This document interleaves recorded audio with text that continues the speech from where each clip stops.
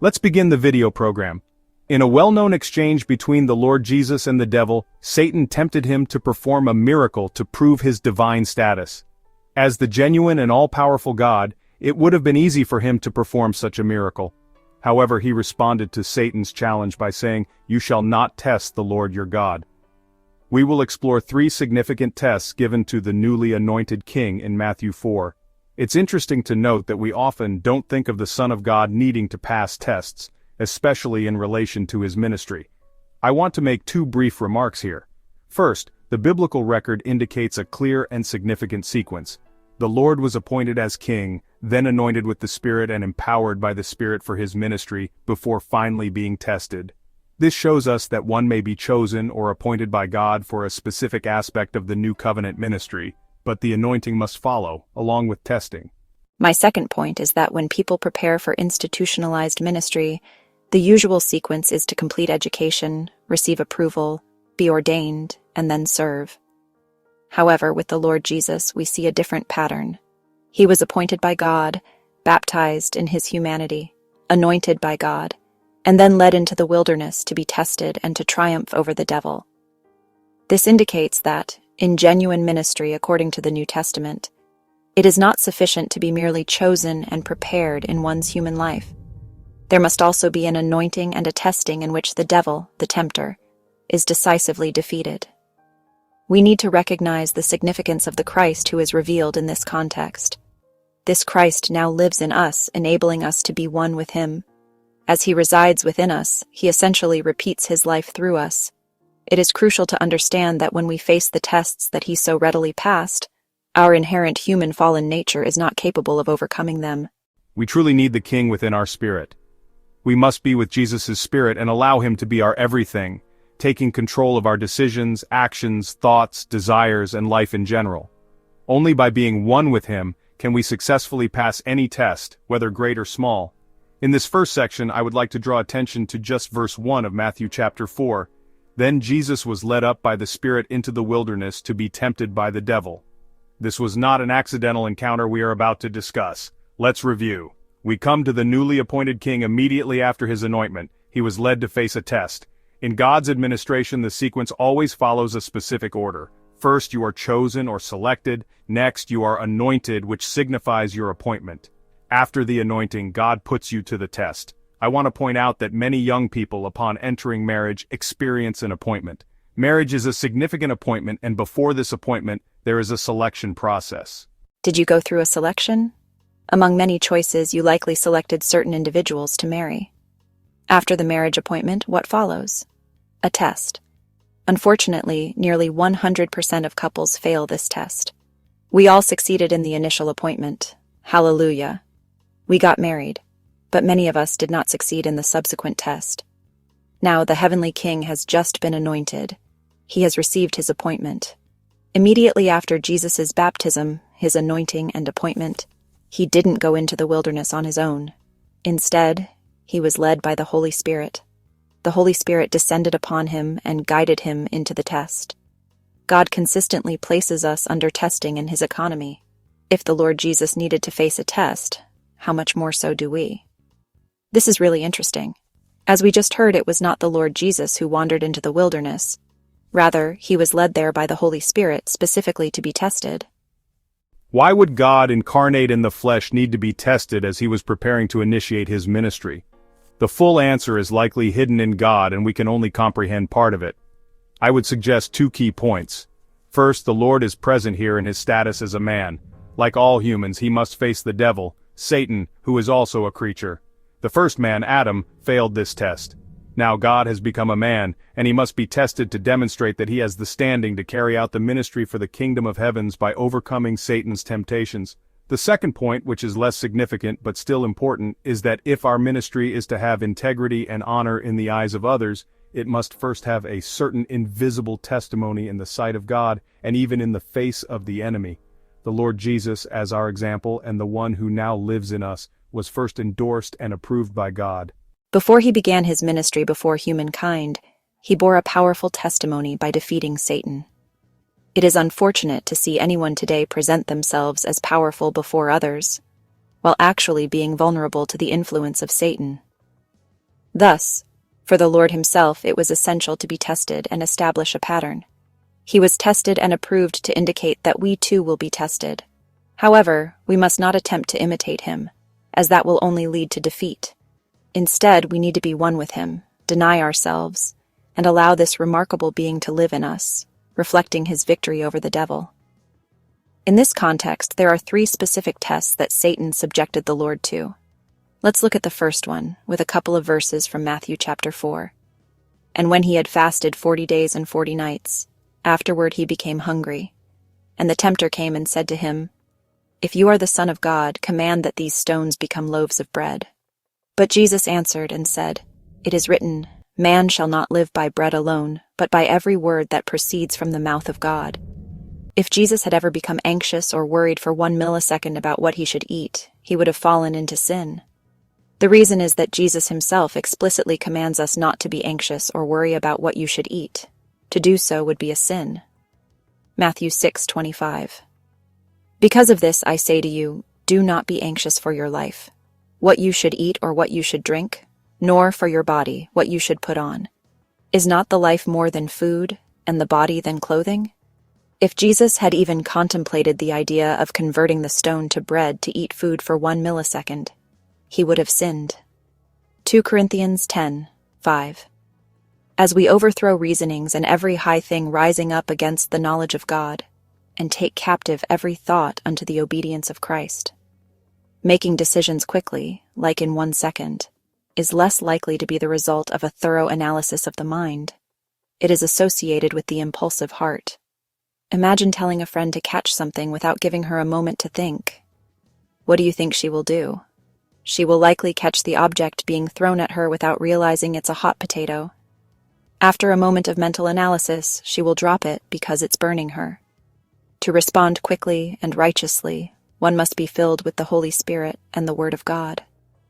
Thoughtful responses may convey the impression of righteous actions, but that does not guarantee you have a pure heart. To be considered righteous, you must respond swiftly and properly to the temptations of Satan. You should not contemplate them. Let's review this again. If you read this portion of the text carefully, you'll see that it consists of 3 main points. Firstly, this is a reflection on human living. During his time of fasting, we often think that the Lord Jesus went without food for 40 days and 40 nights. While that is true, I believe he was also spiritually feasting during that time. It's essential to understand that he was feasting spiritually even while physically hungry. After those 40 days, the tempter approached him and said, If you are the Son of God, command these stones to become bread. The Lord Jesus responded, Man shall not live by bread alone, but by every word that proceeds from the mouth of God. In this context, we can see that in a sense the Lord was not merely fasting, he was spiritually eating the Spirit. We need to recognize the principle in the Lord's ministry and economy. If we cannot lower our physical demands and prioritize our spiritual needs, we are not qualified for the Lord's ministry. To be qualified, we must understand that our material well-being, such as having good food, clothing, and housing, is secondary. Instead, what is primary is feasting on spiritual nourishment. I can personally testify to this. 15 years ago, I faced a significant test where sometimes a single dollar could make a difference in our situation.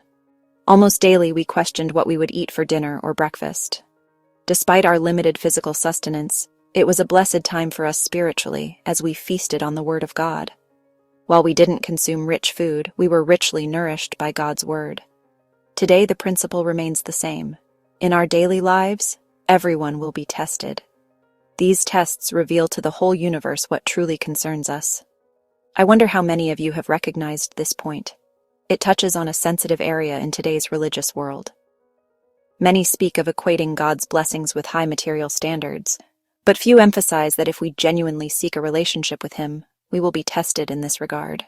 This is especially true in the United States, where there is an assumption that being under the Lord's blessing equates to material prosperity and a life devoid of want and necessity. Let me make a few observations. First, this notion indicates that those advocating this view of the Christian life are not following the ministry of the Lord Jesus and the apostles, which was meant to establish God's New Testament economy. From another perspective, if we are indeed faithful followers of the Lord, working towards the establishment of the kingdom of heavens on earth, we can expect to face significant tests related to material prosperity, particularly concerning finances, housing, transportation, and more.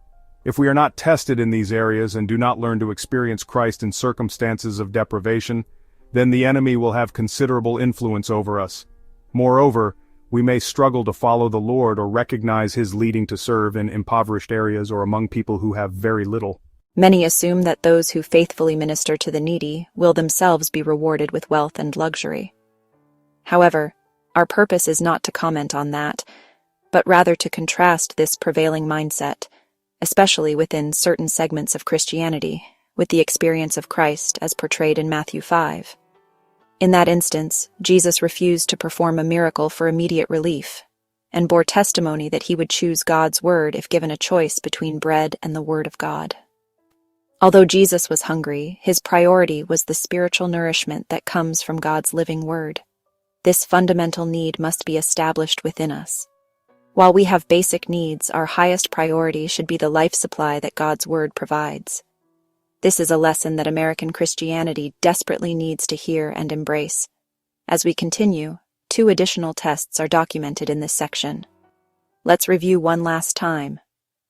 Now, let's move on to the second aspect of the test. The most powerful religion is one that can perform miracles. After being defeated by this new king, Satan brought Jesus to the pinnacle of the temple and challenged him to jump off, claiming that angels would protect him and prove he was the Son of God. It's important to reflect on whether you've ever entertained such thoughts. In my early days, I often wondered if I could perform miracles to demonstrate my supernatural abilities. Honestly, haven't you considered this at some point in your Christian life? Every Christian faces such temptations. In response, the Lord Jesus said, "Do not put God to the test." Then, in the third aspect of the test, Satan was defeated once more, this time regarding worldly glory and ambition. Satan offered, "If you worship me, I will give you all the kingdoms and their glory." But Jesus again quoted the scripture stating, "Worship the Lord your God and serve him only."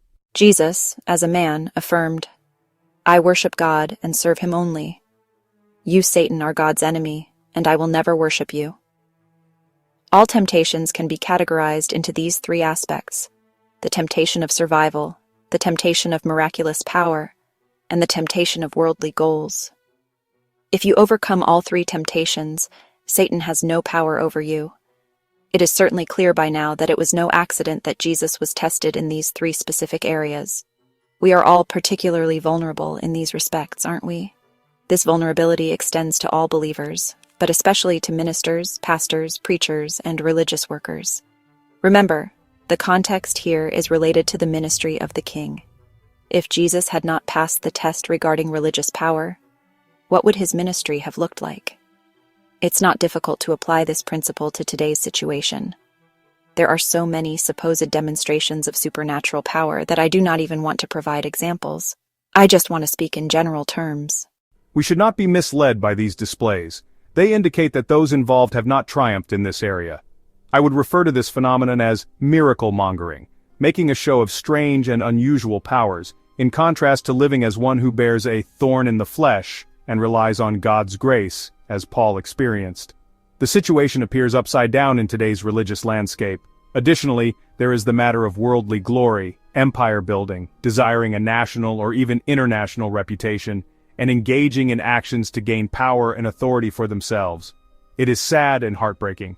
The truth is, we are all vulnerable to these temptations. While we may discuss the religious climate, we must remember that we are all human and powerless to resist without divine help. We need to be enlightened by the Word to understand ourselves and properly examine the prevailing religious conditions, contrasting them with the experience of the Lord Jesus. He was able to lower his physical standards and live by the word of God, refusing to make a miraculous display of religious power and rejecting Satan's offer of worldly glory, instead choosing the way of the cross. How different is the life and experience of Christ, as portrayed in Matthew 4, from the common religious situation today? We must reconsider the Lord himself, the way he was tested, and how he was prepared through those tests to fulfill his God-appointed and God-anointed ministry for the kingdom of heavens. It is fitting to conclude this discussion with the last verse of this section. After successfully passing all these tests in such a glorious manner, verse 11 tells us, "Then the devil left him, and behold, angels came and ministered to him." At the conclusion of the test, by taking the way of the cross and genuinely following him, all needs are ultimately met, aren't they? The devil left in defeat, and the angels came to serve this triumphant heavenly king. Thank you for watching. It is always enjoyable and enlightening to share these thoughts. Thank you again.